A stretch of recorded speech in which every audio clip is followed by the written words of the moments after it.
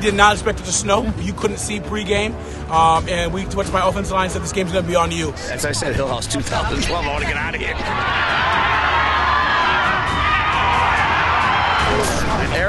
Airing it out today felt pretty good for us. We got some athletes at receiver, man, and it's with HC throwing the ball, it's hard to stop. So just kind of like shock and awe, just go big up on them early. Yeah. You're gonna play hand. I mean, that's a team that's undefeated. You guys have got a long history with them. Yeah. Tell me about that matchup. They're a great team. I mean, we've been following them all year, and they've been on our calendar, baby. Let's go. It was just great. We fired on all cylinders, definitely on an offensive standpoint. Everyone did their job really well, and we executed. You're going to get St. Joe's again on Sunday. What's your thought going into that one? They're going to want some revenge for last year because we knocked them out last year. So they're definitely going to come in hard. We're going to get their best game, and we know we're going to play our best game, so we'll figure it out. I'm not going to say too much. We ready. We ready.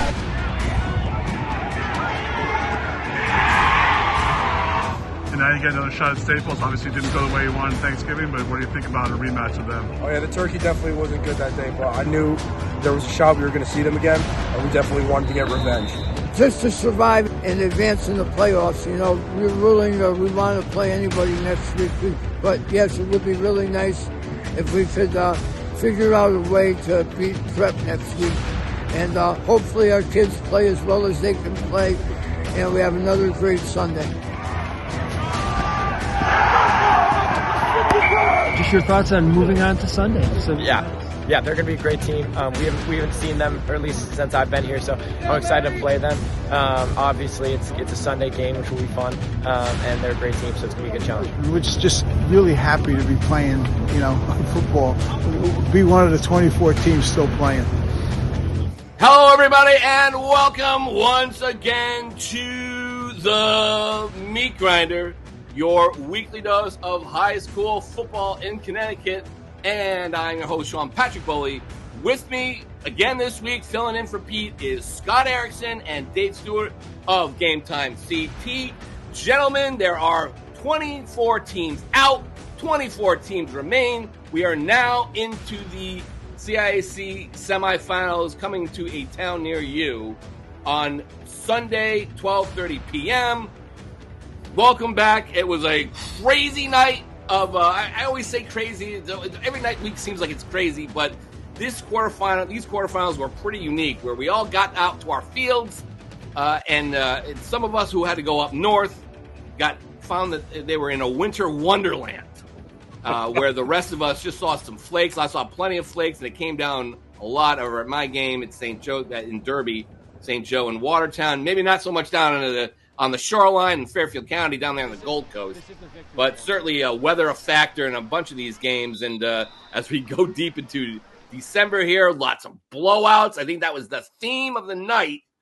Blowout Central. Over a third of CIAC games were decided in running time in the second half at various points, and we even had a forfeit, which we'll get to in a second. But guys, welcome. How you doing? Good. Yeah, it was cold in Greenwich, but no snow. I was jealous when I was watching on Twitter and saw the snow games. There's really nothing better than a snow game. Yeah, it was pretty frigid out there, but yeah, I didn't get the snow over in Darien either. Yeah, I got a little bit over at Derby, and that was nice. And I'm just glad I didn't have the rain and the weather. But I mean, what can you say, guys? We start off out the week, and it started off with a kind of on a down note, where we learned that Northwest United would, the night before the quarterfinals, decided that it was too injured, had too many players that were injured and couldn't carry on. Jen Garzone, the coach of Northwest United, released a statement to her parents and fans. Quote, "Over the course of the season, our team has suffered injuries that have significantly impacted our varsity roster. This past Wednesday's game resulted in additional season-ending injuries on an already thin varsity unit. As head coach, I became concerned that the play Tuesday would put junior varsity players into a varsity game with little to no varsity playing time experience. Putting players into that type of situation increases the chance for injuries. This is not a risk I was willing to take. This decision," she goes on to say, "was not made lightly. My coaches and I recognize the hard work, dedication, and competitive spirit that brought the workhorses to this point, especially due to the adversity that the team has overcome, and it is disappointing to conclude our season under these circumstances. However, the coaches and I firmly believe that prioritizing the well-being of our players is the right course of action. Now, I forgot to say they were playing the number one team in the state, Windsor, in the first round of the Double M playoffs. They were undefeated going into their final game of the year against ATI, and ATI crushed them. As far as I understand, they had three of their top players go out with various injuries. So they couldn't play, and that kind of caused a bit of a buzz that night on Monday night. And a lot of coaches around the state are all wondering, well, if you guys were so injured, why didn't you pull out early and give maybe Holy Cross, which finished ninth? They seemed like they were ready to play. They won their last game. Maybe give Holy Cross a chance to take on the top team in the state. But by doing so late, and I understand they really wanted to play, but if it was that, if your guys were injured, that was not going to be a good situation. You should have done it a lot earlier. I mean, I don't know what your take is on this, guys. Let's start with you, Scott. I mean, what's your? I mean, the last thing that they want to do is forfeit that game. I'm sure they want to just find every way they can. How can we play? How can we get out there? Is this guy going to be ready? Is this guy going to be back?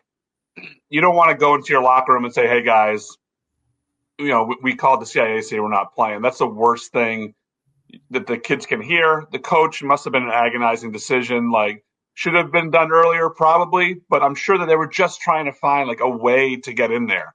Like, and they don't care that they're playing Windsor. They want to go play a state tournament game. Like, they earned it. Like, there was a lot of teams last night that weren't going to win those games, but they were, happy to be in the state tournament and happy to be playing. But we can talk about those teams later. But Northwest United, I mean, I'm sure it was just agonizing for the coach and the players to have to make that call and not play that game.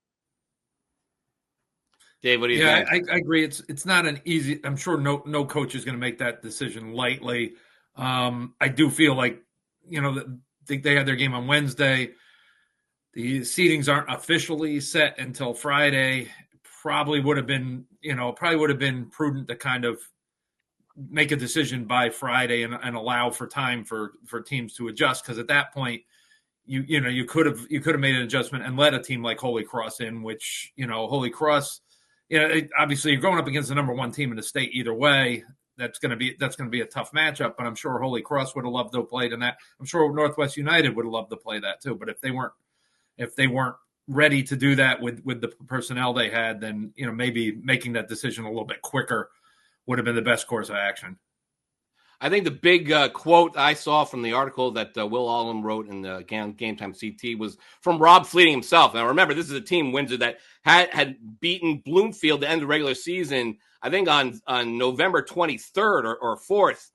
So he's not going to play. His team is not going to play now for 2 weeks, just a little over 2 weeks, 15 days. And here was his quote. The kids were looking forward to playing. I just think it's unfortunate that kids from three different teams lose out on an opportunity to play.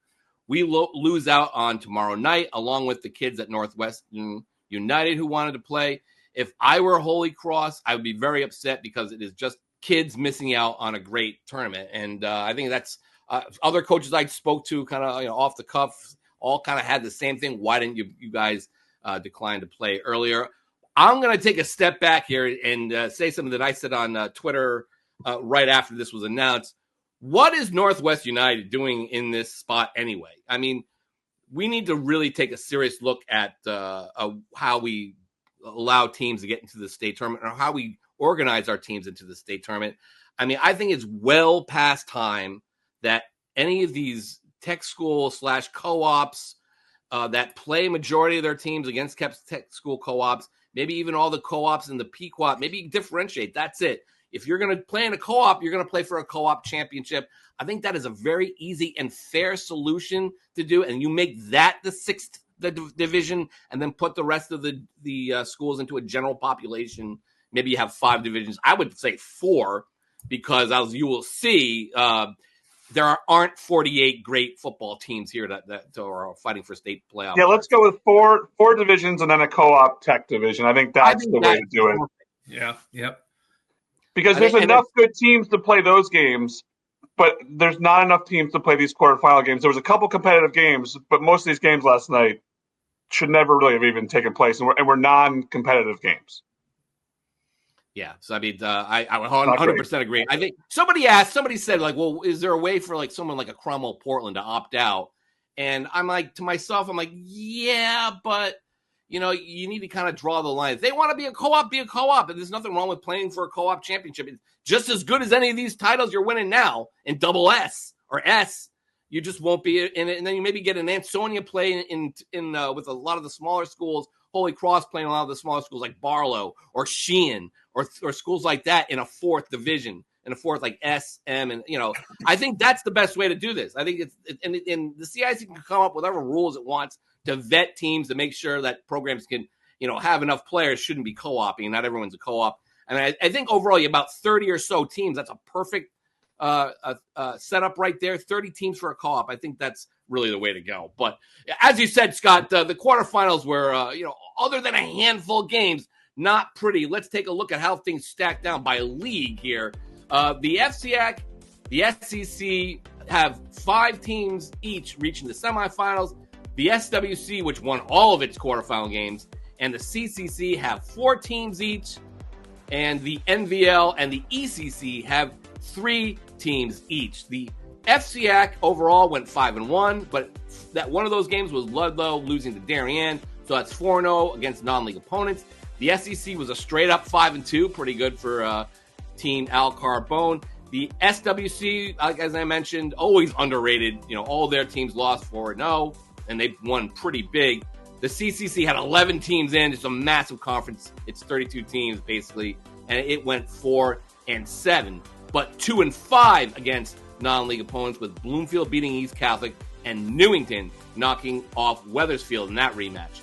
The NVL went 3-4, Ansonia, Woodland, and Waterbury Career Academy. Scott in the picks, killing it with that pick last week. Waterbury Career Academy taking advantage of 4 turnovers by Capital Prep and knocking out the top seed there to advance to be the first Waterbury public school to advance in the state playoffs. Congratulations. That's a great job by those guys. I don't know much beyond that. We didn't have a game there. We all figured Cap Prep would run away with it. But and also Granby Canton lost to Sheehan. Ellington Ellington got smoked by Killingly 75-14.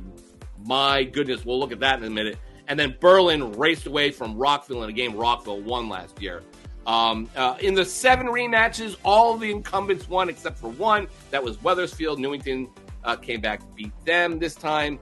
And as we mentioned at the top, there were 9 games that saw running time in the second half. That means you got to win, that you got to be up 35-0 in the second half to get running time. That does not translate to the championship games, but in the other playoff rounds, that is where it is. So that is the tournament breakdown. Let's just quickly go over who are playing on the semifinals at 12:30 p.m. Starting up at Class L, it is Fairfield Prep, the number 1 seed, playing host to number 5 seed West Haven at Raftery Stadium. This is a rematch of their Thanksgiving Eve game, won by Fairfield Prep 31-20. West Haven hasn't beaten them since 2016. On the bottom half of the bracket, another rematch. Staples playing host to Greenwich in a rematch of their Thanksgiving morning game, won by Staples in the rain 27-0. Staples has won 3 straight in that rivalry, which is now being played in the playoffs for the first time. In Class L, you have the 8 seed for the second consecutive year advancing to the semifinals, with Notre Dame West Haven facing Darien, the number 4 seed. On the other half of the bracket, it's number 2 New Canaan playing host to Dan Farina, their former coach, and Newtown, which comes to town at Dunning Field to face Lou Marinelli and the 2-time defending state champion Rams. In Class M, Windsor finally getting on the field after 15 days off, facing former CCC Division II rival Newington. They did not play this year at Jack O'Brien Stadium. And on the other half of the bracket, though, another rematch. Benell, the number 7 seed, facing number 6 Massac. It is a rematch of their 21-0 victory over the Panthers way back in week 4. This time it's at Massac's Benedict Field. In Class M, at the top of the bracket, at the Notre Surf Club, number 1 Hand, faces number 4 St. Joseph for the 4th time in 5 playoff seasons. The Tigers, of course, knocked St. Joseph off 29-14 last year. But before that, St. Joseph had won the last 2, including the state championship game in 2019. On the bottom half of the bracket, Brookfield playing host to Berlin in the semifinals. Brookfield 10-0, looking to reach its first state final since 2015. Hand is the defending champion. In Class Double S, Killingly marching into the semifinals, undefeated, where they will face Waterford, the number 5 seed, Jax Higgins and the Lancers up at Dayville. And on the bottom half of the bracket at Ferrigno Field, Wyndham, which squeaked into the semifinals, playing in its first semifinal since 2006, will play host to Sheehan. John Ferrazzi and the guys back in this spot last year lost famously on a blown call. Too many men on the field, looking to reach their first state final since 2019. And finally in Class S, we have Waterbury Career Academy, as mentioned, the number 8 seed facing defending champion Bloomfield, the 5th seed, which squeaked into the semifinals at Phil Rubin Stadium. On the bottom half, a rematch again. Ansonia facing its rival Woodland in the semifinals at Jarvis Stadium. So there you guys go. What do you think of the semifinal matches? I think basically, give or take, all the best teams are here. Yeah, I think so. Man, East Catholic was so close to pulling that upset over Bloomfield, man. That was the pick I really wanted to get, but I couldn't get it. Yeah, I think the best teams are playing here. There was no major upsets, no big-time teams fell off. And now we just get, rematch semifinals all over the place here. Yeah, I think these are the matchups we were thinking of, especially like in double L and L. I think those were the ones that everybody had tabbed going into the tournament. And yeah, I mean, it makes for some interesting possibilities on Sunday. I'm not sure I would be really surprised to see any of these teams making it to the final at this point. So, guys, it's time to take a look back at what happened and how we got here. But before we do that,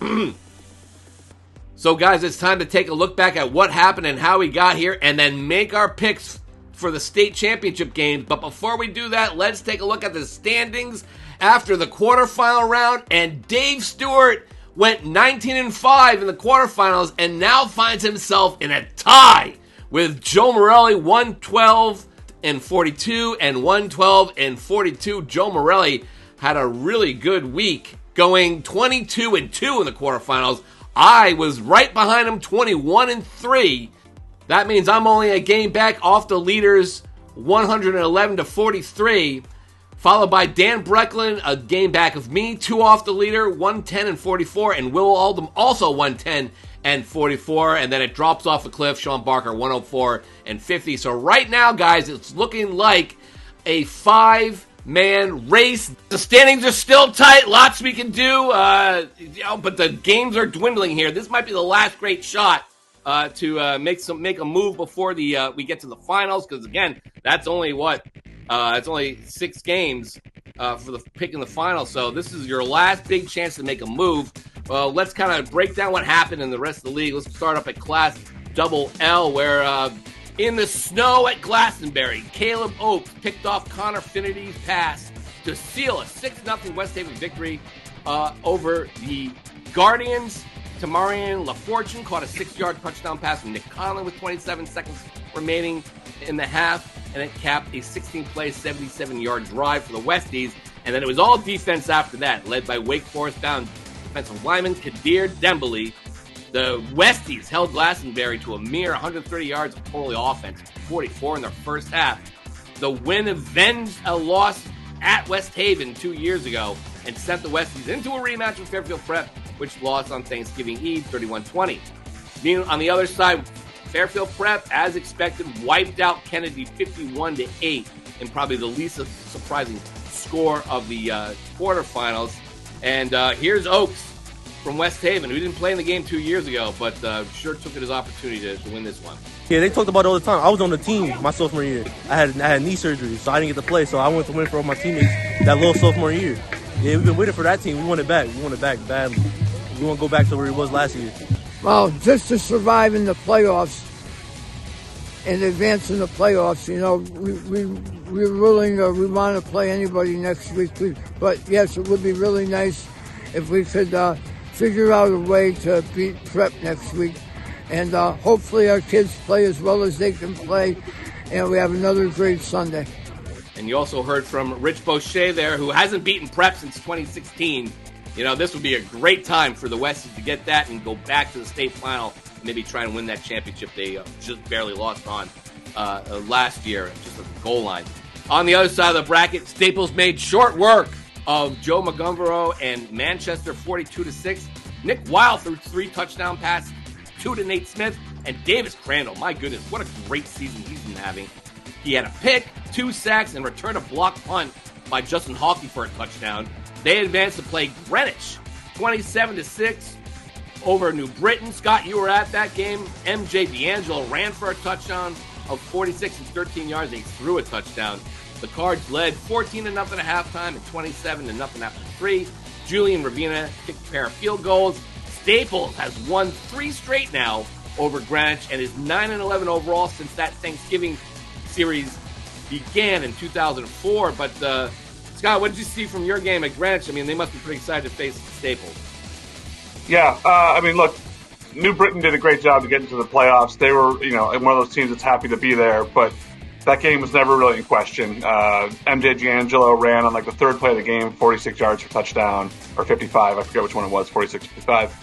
He ran for another one later, and then he threw a pass to Blake Martin. Julian Ravina at a 40-yard and a 39-yard field goal. Their defense was in total control. Look, they're excited to get another shot at Staples. It's always tough to play your rival again. So I'm sure Staples knew this was coming. They knew they were going to play Greenwich again.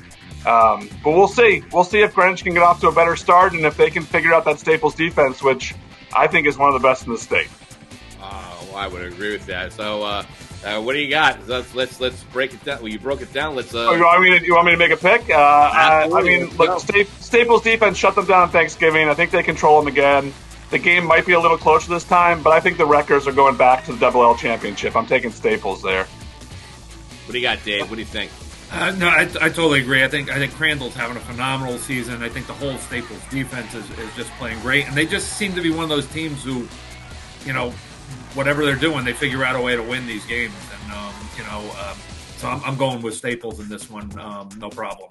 Yeah, I agree with both of you guys. I am also going to pick the Wreckers, and on the other side, I'll just say I think Fairfield Prep is also going to beat West Haven again. I mean, tough to beat a team twice, but I think they have their number right now, and I think this Fairfield Prep team is really kind of on a roll. They have not lost since that hand game, second week of the season. Scott, what do you got in that game? Yeah, I took West Haven on Thanksgiving, but Prep is just so locked in right now. I'm going to go with Prep. They're on a mission to get to that first final, to win a final for the first time since 1988. I know they were in the final in 2001, 2021, 2022. I think this is their year, and I think it's going to be them and Staples in the championship game. What do you got, Dave? Yeah, it's going to take more than 6 points to beat Fairfield Prep here, so I'm taking Fairfield Prep. All right, let's move on to Class L. Naugatuck was the number 1 seed for the 2nd straight year, coming off a big win over Ansonia. They were hooting and hollering after that one, but once again found themselves home for the holidays early. The Hounds scored first, but never again, as Notre Dame rode Joe Capasso, who had 122 yards on 17 carries, to a 15-7 victory. Naugatuck quarterback Ethan Jones injured his collarbone and didn't return. Ryan Diedelbaum, therefore, was held in check, under 100 yards, and did not score. And a big moment for the Notre Dame defense was stopping freshman Brandon Ando on a gutsy 4th and inches from Naugatuck's own 25. And as Notre Dame only led 8-7 in the 4th quarter, that led on the next play to Josiah Carter's touchdown for a 15-7 lead. And then, as Naughty tried to respond, he batted away a pass in the end zone on 4th down with 8:31 left. Afterward, Chris Anderson of Naugatuck said basically, I know it was 8-7, but I felt they had momentum of the game, and if we can't get a half yard, maybe we don't deserve to win. If you get it, you look like a hero. If you don't, You look like a dope. Well, I guess you can't blame Chris too much for trying to make something happen because now Naugatuck has lost 9 consecutive playoff games since the CIAC went to multiple rounds. Their last victory was, of course, the 1993 Class Double L Championship over Manchester. But tough spot for Naughty. Here's Josiah Carr from Notre Dame, who's really fired up to get a chance to play Darien in the semifinals. It means everything to us because last year we didn't really have a great season. We went 2-8. Everybody doubted us this year coming in. Nobody thought we were going to win any games. We pulled off some games where we won and people didn't think we were going to win, like this one. So we're just glad to be here, and it's a great moment. It's a great feeling. It seemed pretty easy. Was it just a good hole there for you, or did you just use your speed to... Yeah, I knew they weren't picking up on the jet, and I knew that linebacker was going to stay still. He wasn't going to come up, so I just used that against him, and I just went outside, and I broke a couple tackles, and I got in the end zone. What about the pass breakup on 4th down? Can you talk about that play? Oh, yeah, I knew that play was coming. The quarterback and the wide receiver were talking about it during the play. They were loud about it, and I knew that they were going to try to do something and go deep for a big play to get some momentum, so I just had to stop it. Speaking of Darien, in a rematch of a game played in October, they whooped up on Ludlow 55-13 in a game. You saw, Dave, what happened there.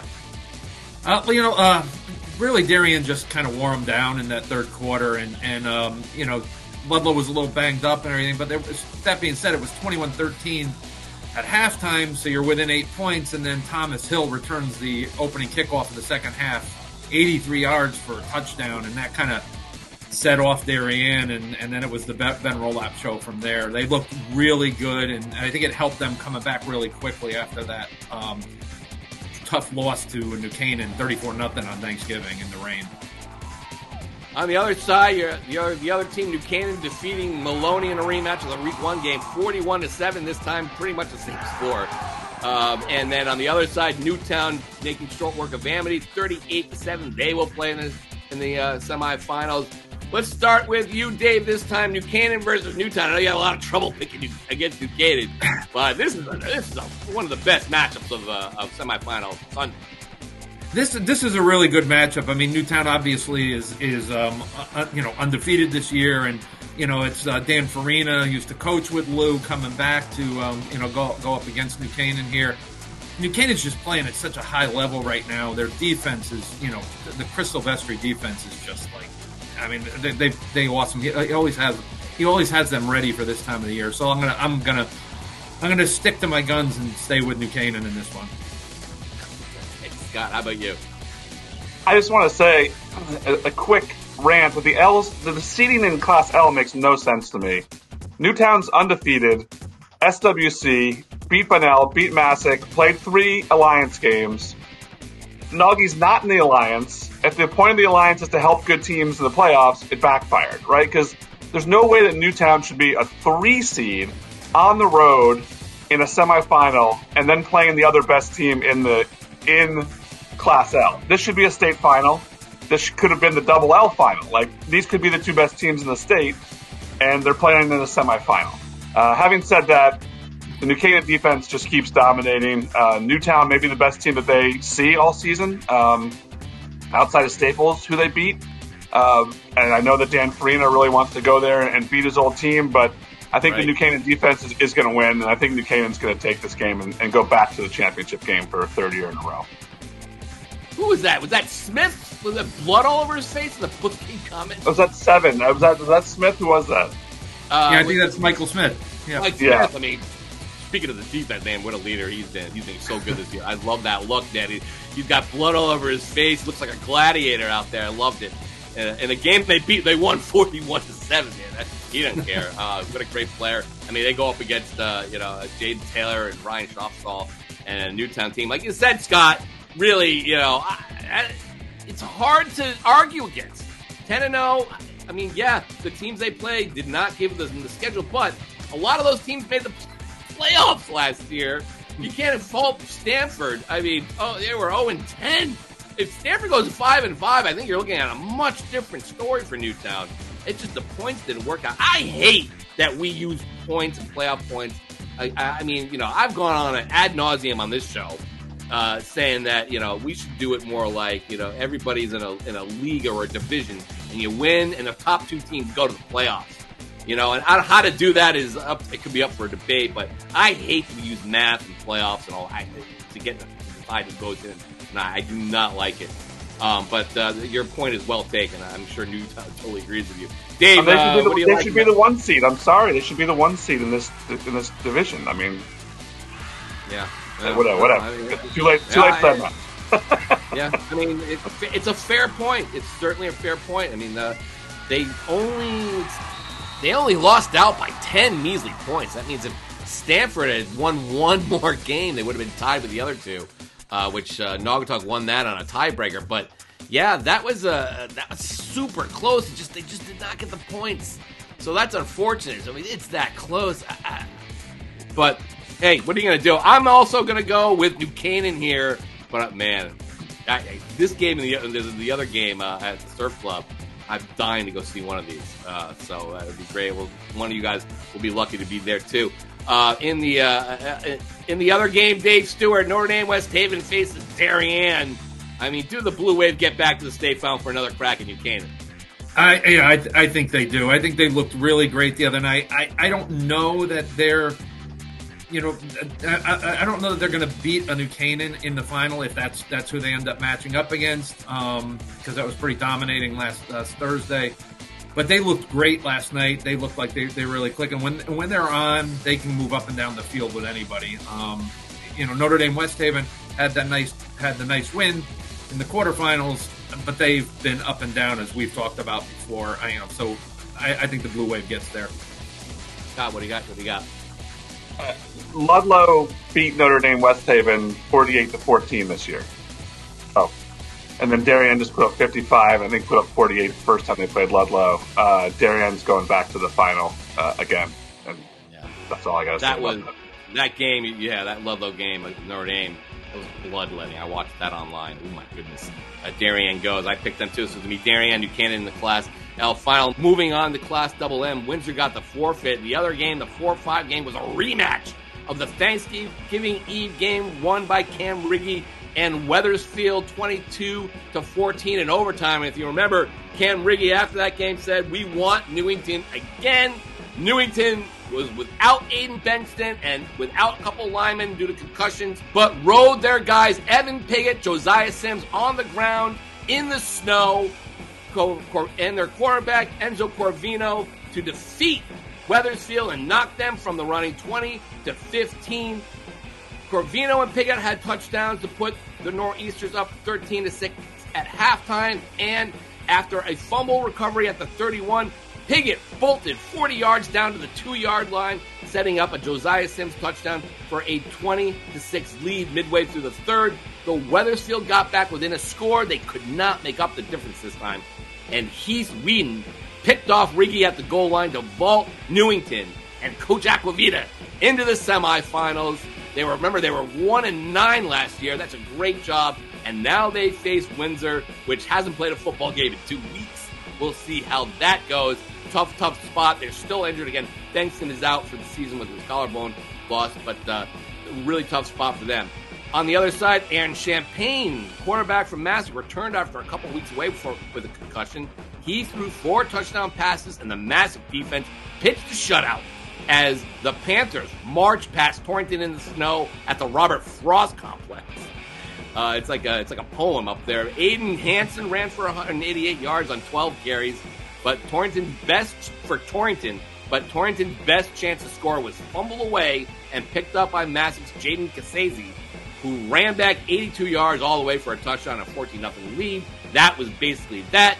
Massick now goes on to face Bunnell, which rode the return of Berto Torres, who's the bowling ball, who's been out the last 3 weeks. He scored 3 touchdowns. KK Smalls had 123 yards on 11 carries. And Bunnell never punted in the snow as the Dogs powered past Bristol Central 21-12. And if you recall, they famously beat Massick 21-0 on October 4th. Dave Stewart, we're going to start with you here. Bunnell Massick 2. Who do you got? I've had so much trouble picking these SWC games this year. I like Berto Torres, and the fact that he's back, is a real big boost for the Bulldogs. And I was at that 21-0 game, and they simply dominated Massac offensively and defensively. They really didn't give them the ball at all in that second half. I'm going to take Bunnell in this one. Scott, Bunnell Massac too. Yeah, I think it's going to be a war. And, Massac obviously wants revenge for that 21-0 loss. But I think Bunnell's going to keep the magic going and get back to their first final since 2007 when they beat Massac for the championship. And I think Bunnell wins here to go back to the championship. I was at that game. That was the second straight title for Craig Bruno's guys, and a great effort. They went up big. Massac came storming back, but some great effort at the end. Was able to win two legendary back-to-back state championships for the Bulldogs, and congrats to them. This was their first playoff win since 2017 or there? I forget. It's been a long time. Bunnell won a playoff game, so congrats to them getting in there. I'm actually going to go with Massac in this one. Champaign coming back from the concussion is a big boost to them. I think they learned their mistakes. Like you said, it's going to be war. I like Massac in this one, and I'll pick first in this semifinal game, Windsor and Newington. I like Windsor in this one, despite the week off. I mean, they just got to be chomping at the bit to get out there and win this one. And Newington, although we all kind of like poo-pooed them a little bit last week, saying it was just going to be too much with all the injuries. They showed us up. We should have been at their game. We weren't, but they certainly showed us up. But they're not going to beat Windsor, who's the top team in the state. They're just so good. Scott, what do you got in this game? Just for the record, I picked the Nor'easters to win that game. Oh, you did? I think the run ends here. I think Windsor wins this game fairly easily. They're the number one team in the state for a reason, and I think they're going to go to a state championship game. Yeah, the question is does the long layoff, bother Windsor at all? I say no, so I'm taking Windsor in that too. All right, there you go. That is Class Double M. Let's move on to Class M, where at the Surf Club, the hand defense held New London to just 17 yards rushing. Kenny Carter, the linebacker, made his triumphant return after suffering a broken collarbone just 2 months ago. Paul Calandrelli was 8 for 12 passing for 103 yards and 3 scores. He also ran 40 yards and a touchdown. And Tyler Narachi had a couple of scores. Hand beats up on New London 45-6 in a rematch of their Week 1 game. They now advance to play St. Joseph for the fourth time in 5 seasons, or I should say 6 years, but 5 seasons and 5 playoffs. Here's Candrelli about facing St. Joseph. They're going to want some revenge for last year because we knocked them out last year. So they're definitely going to come in hard. We're going to get their best game, and we know we're going to play our best game, so we'll figure it out. And on the other side, the feelings are certainly mutual. St. Joseph aired it out against Grady Gamby in Watertown.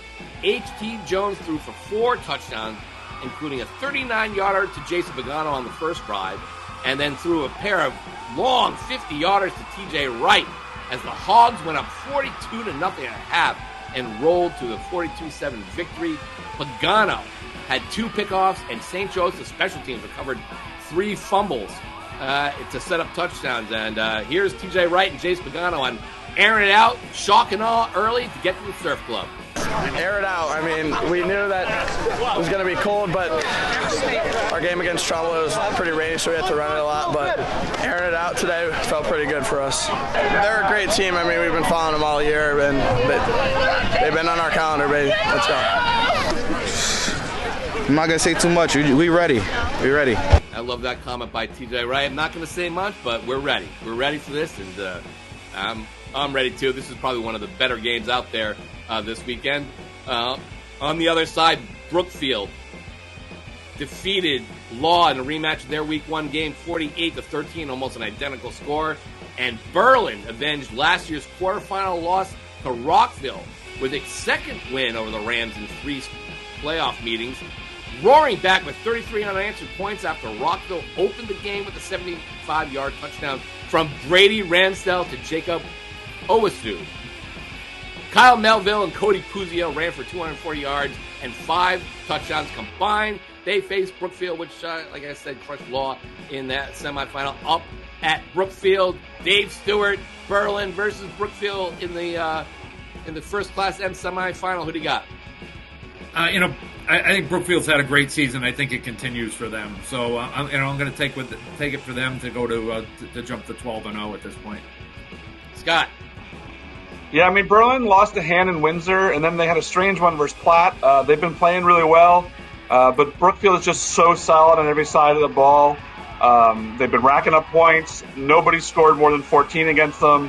That's the kind of defense that wins championships. I'm going with Brookfield in this one. Yeah, absolutely. I agree with you guys. I absolutely love Brookfield right now. Thad Ballsy and all those guys, Michael Walters, just great players.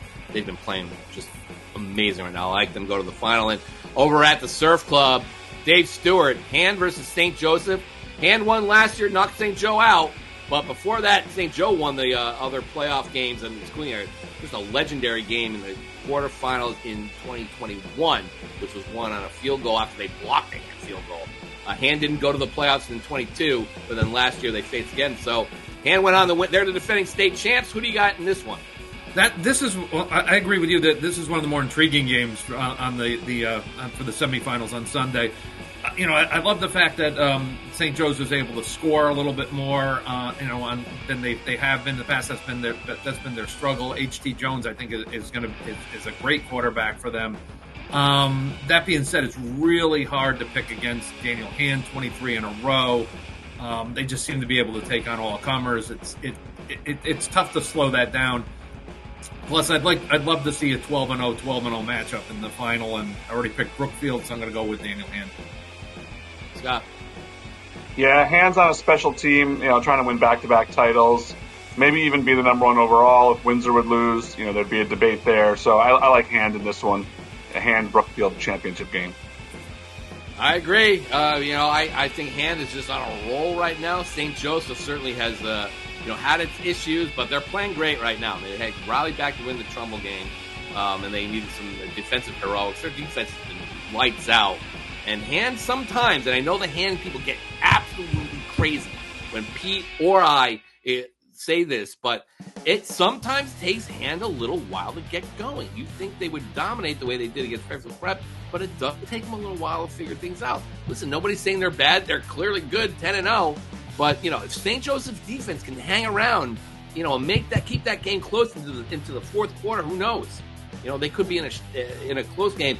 That said, I just think Hand is just the more polished of the two teams, and they've just been playing great. Getting Kenny Carter back, which is massive. So we'll see how that goes. But I'm going to go with the Tigers in this one. So down to the last two, we'll go to Class SS, where Killingly, my goodness, 75-14 over Ellington. 35-0 after the first quarter, and they were up 69-0 at halftime. Quinn Sumner threw touchdown passes to Peyton Wallace, Aiden Lamont, and Hunter Allard. Joseph Mackey had a 39-yard touchdown run, and Wallace returned an interception for a 65-yard touchdown. Allard also had 2 second-quarter touchdown runs, while Killingly defense scored 2 more times on Trevor Galarza fumble recovery for 42 yards, and a Lamont interception touchdown for 69 yards. Anthony Olds also had an interception and returned it 62 yards. And their overall 5 turnovers by Killingly. Unbelievable how they were able to happen. So they now advance to face ECC rival that it didn't play in the regular season, the Lancers.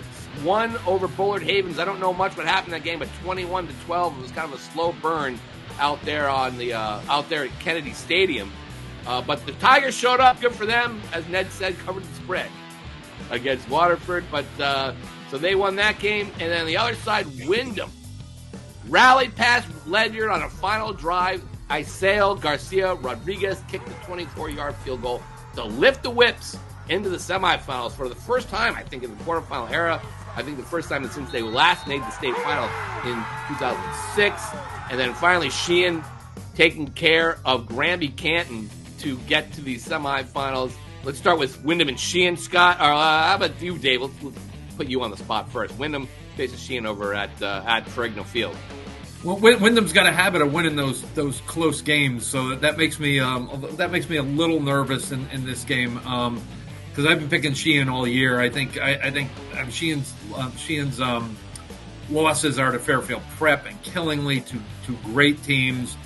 I think they're battle tested. I think they're ready for a game like this. So I'm gonna take Sheehan in this, but it's with a little bit of nervousness because of Wyndham's ability to keep it close. I think they're 5-1 in games decided by a touchdown or less.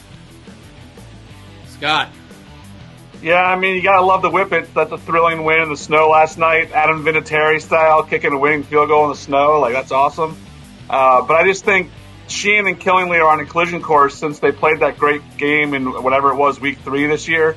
I think Sheehan's going to win this game, and I think Killingly is going to win their game. 75 points is ridiculous in a good way. I mean, just to be able to score that many points is insane. So I like Sheehan, and I'll just jump ahead and say I like Killingly too. Why not? Okay, I'm going to go with Sheehan here. I love the Whippets, man, especially Malachi Fowler, the ECC Division II Player of the Year. Just a great player he's been for them on that defense. The defense has really been great for the Whips all season long. But Sheehan, SEC, hard to pick against them, especially Sheehan. Last year's team know that they got screwed on a call, on the punt call. Too many men on the field, which should have ended the game against Barlow and sent them to the final. A lot of the teams very different, a lot of new players, but the ones who were there last year, and I'm sure Farazi's letting them know all about it, you guys have to uphold the honor of last year's team and get to the final. They've been waiting 365 years for this chance, and I don't think they're going to squander it right now. So there you go. Days, 365 days. You said years. Oh, years? Well, that's a long time. Years. It might have felt like 365 years. No. Dave, did you pick this game? I don't remember now. Scott, I have not, but I just want to mention Malachi Fowler. He's a fantastic wrestler, too. He's kind of like East Hartford's Draven Roberts over there, on the wrestling match. Just awesome out there. But I think Killingly is definitely the pick here, and I think that Killingly and Sheehan in the final, after playing the 6 points earlier this year, I think that would be a great final for the CIAC. Absolutely, I'm going to agree. Sheehan and Killingly will be the final here, kind of a dream matchup of that rematch. If you're going to have a rematch, you might as well be of a game that was great. Sheehan was up, and then Killingly roared back, undefeated since. Can't get much better than that. And then we go finally down to Class S. Like I said, I don't have a lot of information on Waterbury Career Academy's victory over Capital Prep, but for Coach Rousseau and those guys, man, unbelievable. They did have 4 turnovers that allowed them to pull away in that game, which was up at Cap Prep Weaver, actually up at Weaver High School, 41-28. They got some good big dudes over there, and I think some guys who are potentially going to be some good college players. So I guess it's not that surprising. Although Waterbury Career Academy did go 7-3 in the lower NBL division, which made everyone kind of go, Well, listen, that's a great job by them. On the other side of that bracket, Bloomfield, which wiped out East Catholic the first time early in the season. This time in a dogfight with the Eagles, but Romar Heron's 25-yard touchdown catch from quarterback Cameron White and the ensuing 2-point conversion in the fourth quarter lifted the number 5 seeded Warhawks to a 22-21 victory over East Catholic. Heron also scored on a 10-yard run in the second quarter, and Zakai Kipper scored on a 4-yard run in the second as well for the Warhawks. They now face Waterbury Career Academy. East Catholic's Chris Morales threw for 2 touchdowns, and Joey Montalvo, our guy, caught both of them. He had 8 catches overall for 161 yards for East Catholic, but just couldn't get that done. I think they had a chance late, but couldn't get it done. A gutsy effort, man. But Bloomfield back here in this semifinal. And then on the other side, Ansonia 48-22. Quintez Will had another just lights out game. They went up big and over Valley Regional Old Line. So out go Tommy Troy and the Warriors, and they play a Woodland team that beat up on Cromwell Portland. I mean, pretty surprisingly, 33-7 at Pearson Park, and now face Ansonia game in a shootout win. I think Ansonia won like 42-33 or 2 or something like that. I wish I had that in front of me, and not I don't. But there you go, a rematch in that semifinal. You have Bloomfield Waterbury Career Academy guys. Let's start with you, Dave. Who do you like in the final? I'm looking at this as we're working towards a rematch of the 2022 final. I like Bloomfield, to advance. They started out the season 1-2, and we kind of left them for dead after they got blown out by St. Joe's in week 3. But they've looked solid since. And guess what? Here they are, like they always are. So I'm going to take Bloomfield to make the final. Ansonia, I believe, won that game against Woodland. I want to say 50-27 or something like that. I like Ansonia to get there too. Woodland can put up points on you, and so that's another one that could be a scary team if they get off on the right foot there. But I'm going to take Ansonia. I'm going to look at Bloomfield and Ansonia in the final here. Scott. So just backtrack for a second. WCA, I read the story on the Republican American. They were down 16. They were down 16-0. Then they were down 22-6 at halftime and scored 35 points in the second half to win the game 41-28. So that was a huge come from behind win for them. Their boy Dylan Rossi had a big game. So great. I mean, it's just so awesome for Waterbury schools and WCA in general to get that win. Having said that, I think that's as much as they're going to get here. I think we get Bloomfield, who just got by East Catholic. Man, I was so close to that one. But Bloomfield gets by there, and then, I think Bloomfield goes back to the championship game. Yeah. And you had Ansonia Woodland? You picked that one up? Oh, yeah, sorry. And I like Ansonia. I think Ansonia's going back for a rematch. They played in the past against Bloomfield. And a great job by Woodland to win that game over Cromwell. And they didn't just win it, they won it convincingly. But I just don't think they have enough to beat the Chargers. And I think we get the classic Bloomfield-Ansonia Class S championship game here. Yeah. It is hard for me to pick against Ansonia ever, as I mentioned last week. And even against Woodland, a team that, gave them everything they could handle. But I think that's where Ansonia's injuries started to pile up too. But Quintez Whittle has put this team on his back. And even though they lost the Naugatuck game, he was very instrumental in keeping them in that game. And then obviously against Valley, he was all over the Warriors. So I like Ansonia. I mean, I don't know how their injuries are still stacking up. They don't have a lot of depth, obviously. And then Woodland, chomping at the bit. Lato's guys looking to do something here. But I have a hard time picking against Ansonia. And I'm also going to go with Bloomfield. And that's an amazing job, Dylan Rossi, who, I saw those guys in the scrimmage versus Hand early in the season. They've certainly had their share in injuries, quarterback issues. But, Rossi's is a college player. And so is one of their linemen. David Rivera. I remember he's a big kid. Rossi had 4 touchdowns last night, 4 rushing touchdowns. Good job, Dylan. Really good job. Go get him. But I like Bloomfield to win this game, too, to get to the final. Ansonia Bloomfield for the 100 billionth time for the Class S championship. It feels like a rematch of 2022. It feels like they play every other year for this one. But Ansonia getting back would be a big deal. Guys, woo! That is it. We have gone through all these things. We're doing a lot of the research here. Again, a quick turnaround. We're on to the semifinals. We'll see how the weather goes. Again, this is the latest we're going to go this year. The championships will be the week after. The Friday and Saturday after at Rentschler and CCSU's Root Field. Thanks for joining us. We got the picks. May the best man win, and we'll see you guys next week. See ya. See you later.